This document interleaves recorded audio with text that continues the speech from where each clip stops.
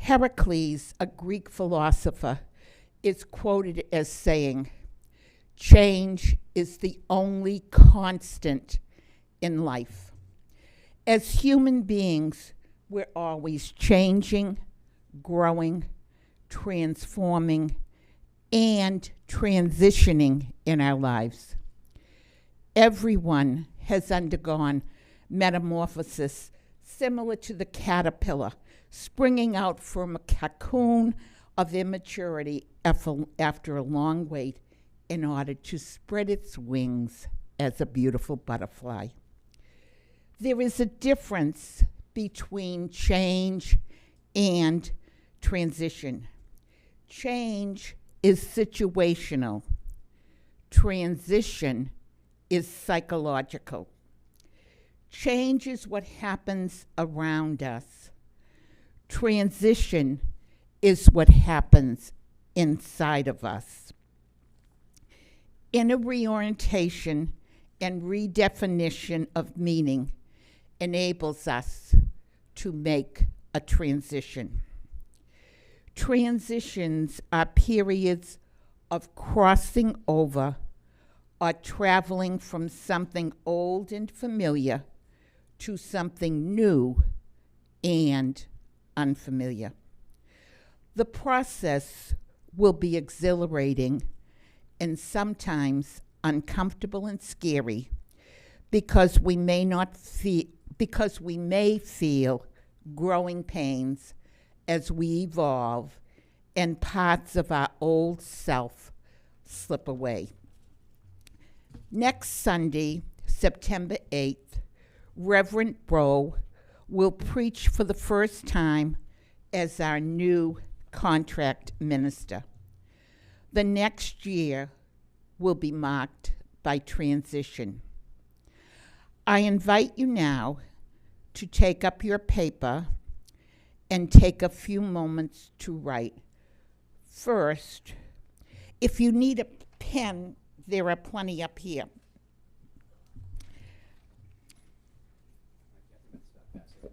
What do you see as the biggest transition we as a church will need to make during 2024 and 2025?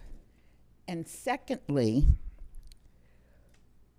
what do you think will be the most significant transition you will need to make in order to respond to this change with a new minister within yourself?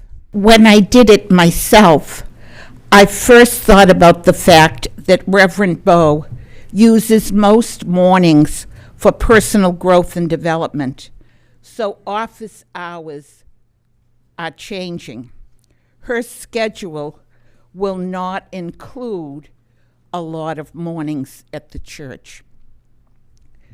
Would anybody be brave enough or willing, even if they're fearful, to share something that they wrote? Thank you, Nancy. Want to come to the mic? Oh, sorry.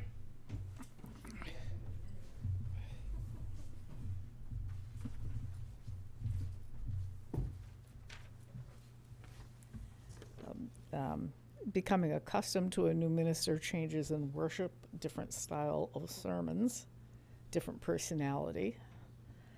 And also in the year, I see ahead the financial challenges to the church because of expensive repairs to the building being required by the insurance company.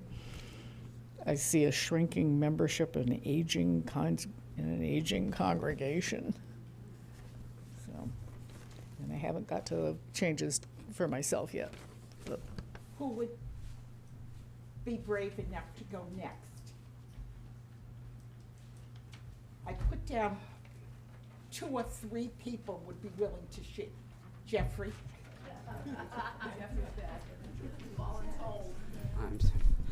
Anyway, I look forward to new approaches, ideas, discussions, etc.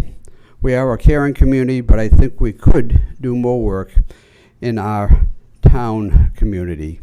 I'm especially concerned that we are an aging group and young families just seldom attend. I think many churches are having this issue. How can we reach out to them? And one last person.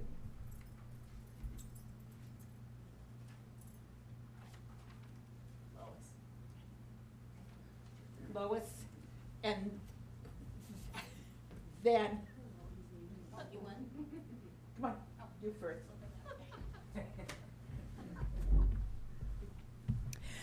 Hi. So on transition, I put down to remember that this is an opportunity for all of us to grow. We need to be able to listen, and because the Reverend Beau may see things differently, and obviously she may have new ideas. And for people who are older, and I know I have problems with change as I age, I'm more set in my routine, so sometimes it can be challenging, but I also think we need to remember she doesn't know most of us, so don't forget to wear your name tags during the transition. And also some people don't know each other either. So if we can wear our name tags, that might be a good thing. And I also thought about, well, who does the transition affect? So, I mean, it affects all of us, of course, each as individuals, but also it's going to affect her too. And I'm sure she's done this before, but again, I think we just need to be open, see this as an opportunity and an opportunity for us to grow and possibly change the way we do things. So,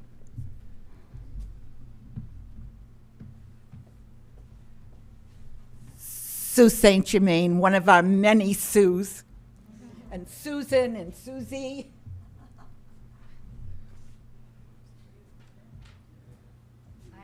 The distinction of being around here the longest. Okay, so this is the biggest transition in the church regarding the minister. What will her style be in connecting with the parish?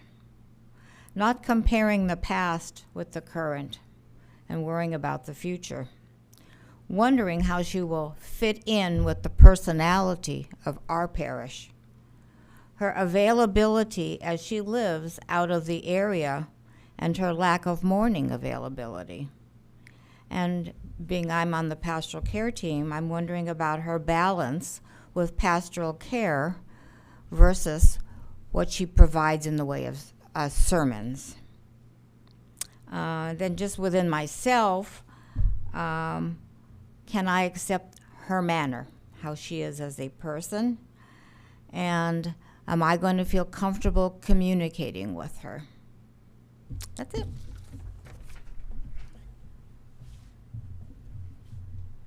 Thank you so very much.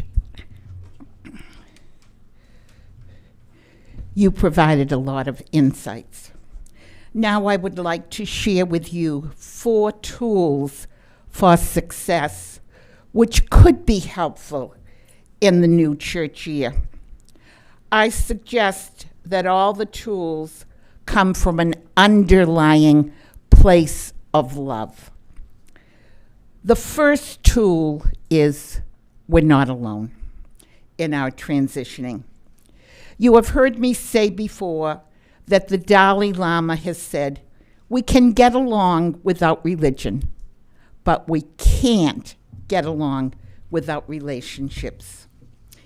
In a recent newsletter to the congregation, our UUA president, Dr. Sophia Bellancourt, wrote, "The simple act of joining together in community is a significant expression of faithfulness in such divided times, and it lies at the very heart of how we practice Unitarian Universalism."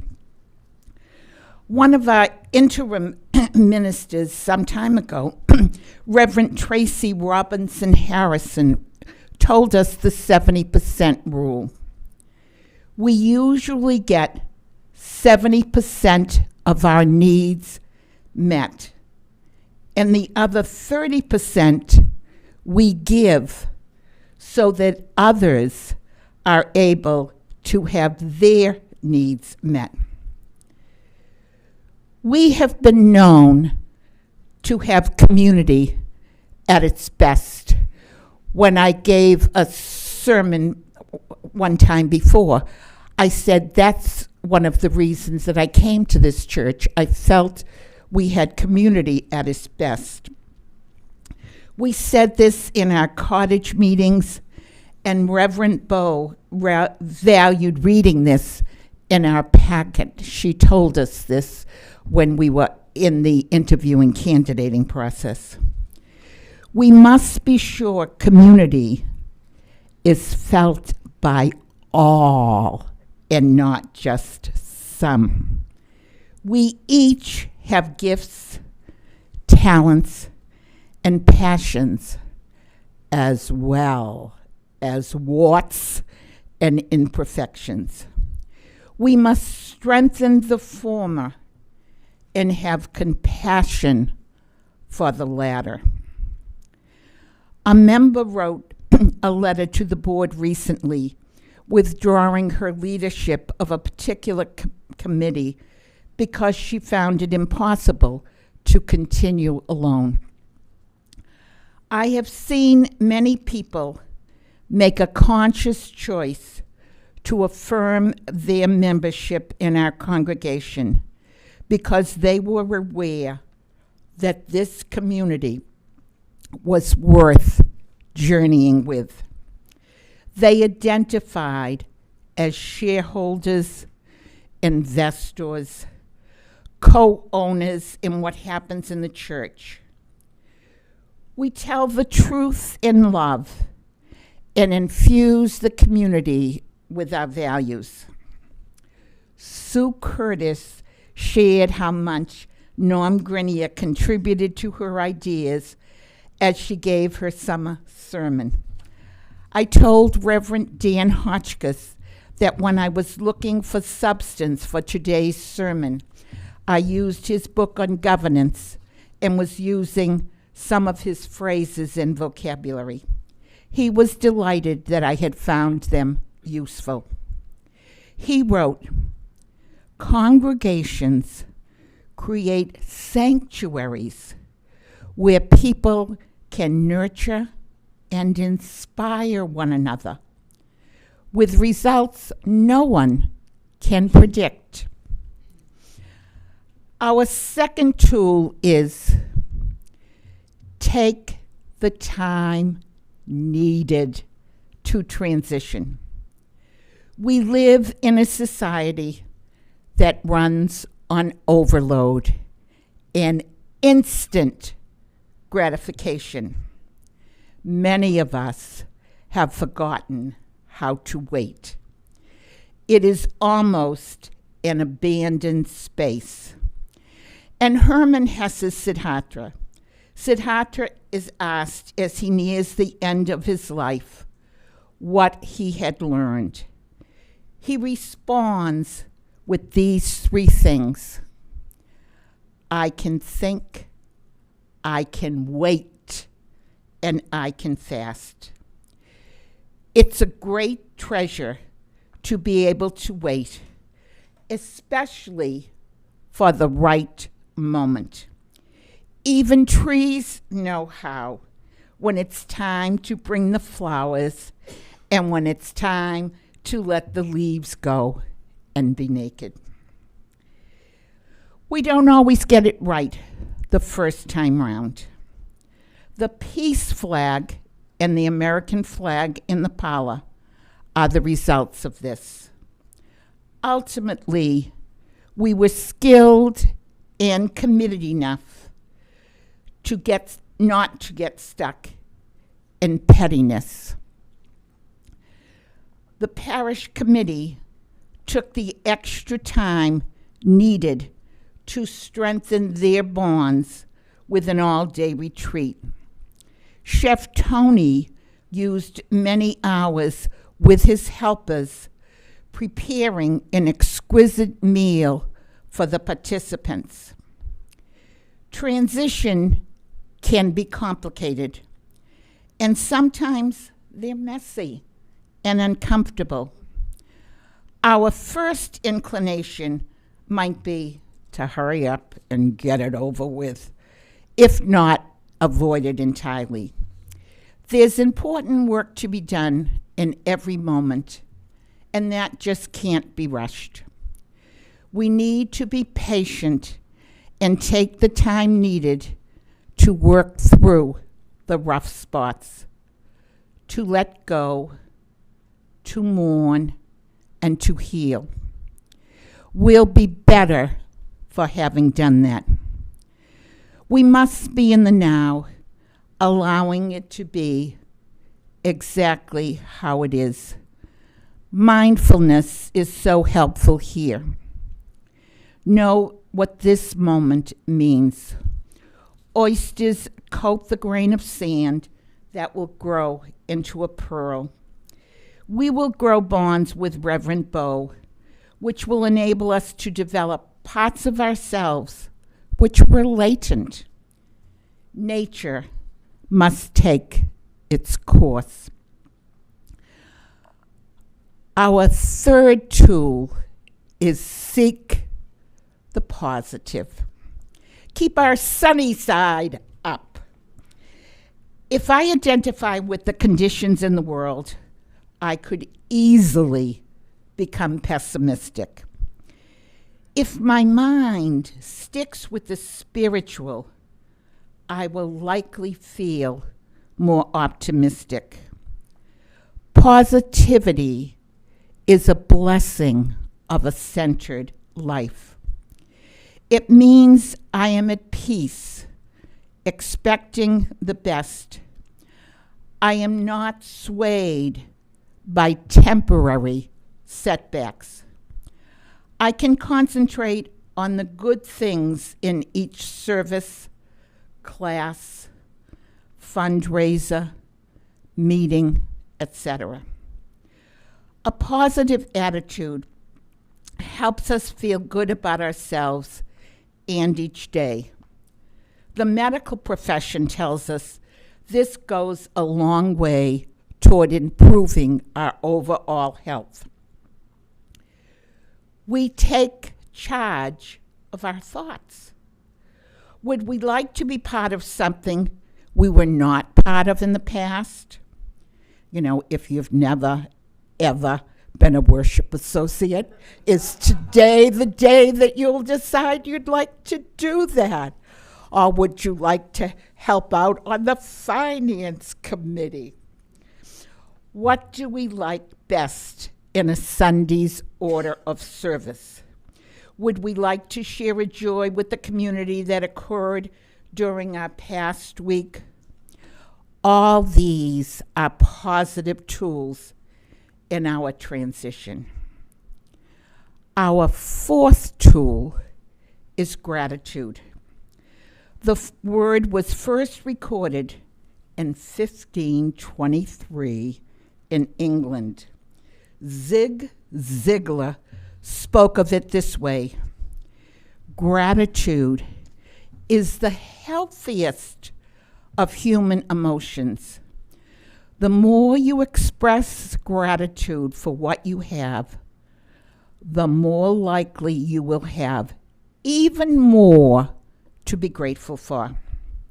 We have a music program that is fabulous. Do we take it for granted, or do we show appreciation for the many gifted and talented participants? Do we recognize how many hours Susan Hotchkiss puts in over and above the hours she is contracted to deliver? Fran DeWitt Van Amberg claims that gratitude is a currency that we can mint for ourselves and spend without fear of ever having bankruptcy. Last year, we began taking a gratitude card from the table in the Avis Clay Parlor and sending it off to deserving members. This is a practice we very much want to hold on to and expand.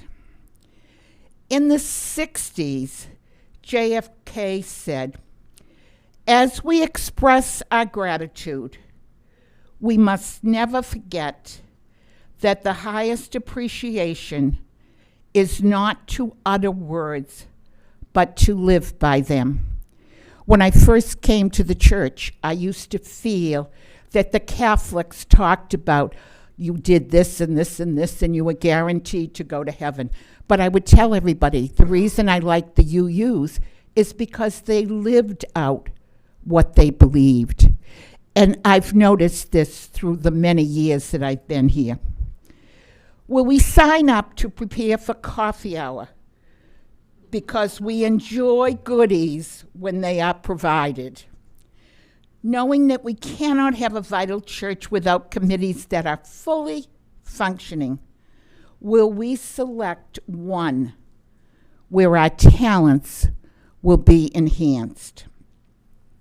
Finally, Christine Wilson, PhD, shares, "Gratitude turns what little we have into abundance. Gratitude is much more than saying thank you. Gratitude changes our perspective of the world." It's been a joy sharing with you today. My hope is that we will use these 4 tools as we transition into our new year. First, we are not alone. Second, take the time needed. 3, seek the positive. And 4, gratitude. Bob Waterman shared with me that he always saw a lot of raw and latent energy within our church. The challenge that I offer you and myself is that we harness that energy using these tools in a positive way. What a transition this would be. We all have an amazing light within us, and I would like us all to validate that light by singing "This Little Light of Mine." If Reverend Susan would help us. I don't mean Reverend. If